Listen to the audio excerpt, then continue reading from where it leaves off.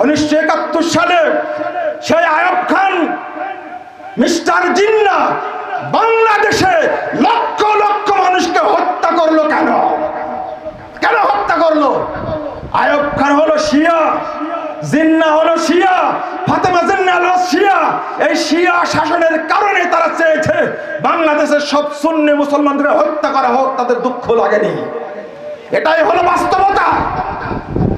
বন্ধুরা আমার, যদি আজকের কথা বলেন, আপনি একটা কথা বললেই তেলে বেগুনে জ্বলে উঠছেন, না বলে কথা, না বুঝে কথা বলছেন কেন? আমি কি আমেরিকার পক্ষ নিয়ে কখনো কথা বলেছি? সব সময় কথা বলতে গিয়েই বলি ট্রাম্প হলো বিশ্ব সন্ত্রাসী, আমেরিকা হলো সমস্ত বিশ্বের সন্ত্রাসীদের মোড়ল।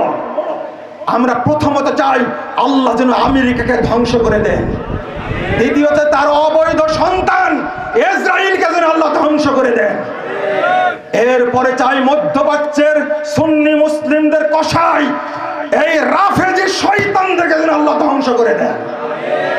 বন্ধুরা মনে রাখেন, এই যে আগামীতে হজ আসছে, রমাজান যখন শুরু হলো তখনই চাচাতো ভাই মামাতো ভাই মিলে হামলার এই খেলা শুরু করলো।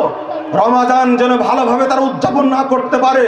আগামীতে আসছে হজ্জের মৌসুম, মানুষ হজ করতে যায় সৌদি আরবে, হারামাইনে। তোমার সাথে যুদ্ধ হচ্ছে, এখানে তুমি সৌদি আরবকে জড়ালে কেন? আরে বাংলাদেশে কি আমেরিকান দূতাবাস নাই? পাকিস্তানে দূতাবাস নাই? আফগানিস্তানে দূতাবাস নাই? কেন সেখানে হামলা করে না?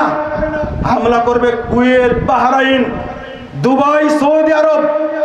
কারণ হলো এই রাষ্ট্রগুলো হলো এখনো দখলে সালাফিদের। বলুন আলহামদুলিল্লাহ। আপনার খুব দুঃখ হচ্ছে, আরে ইরানে মেরে সাফ করে দিল, এই কয়জন মরেছে, এই দেখো কয়জন মরেছে তোর ইরানে, তোর ইরানে এত তুলা ভাই কয়জন মরেছে, সব হিসাব করে দেখাতে 2500 জন মরেছে।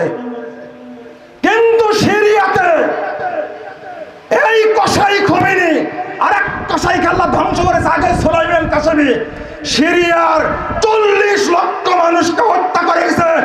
এই মুনাফিক, তুই তখন কোথায় ছিলি? তুই তখন প্রতিবন্ধী ছিলি, ভিডিওগুলো দেখতে পাস না? তুই শিয়া রাফেজিদের দালাল, তুই একটা চামচা, তুই ইহুদিদের চামচা, তুই হলো আমেরিকার প্রথম দালাল। শিশুদের হত্যা করলো এই দুই শয়তান, বাশার আল আসাদ আর হাফেজ আল আসাদ, এই দুই কুখ্যাত শয়তান।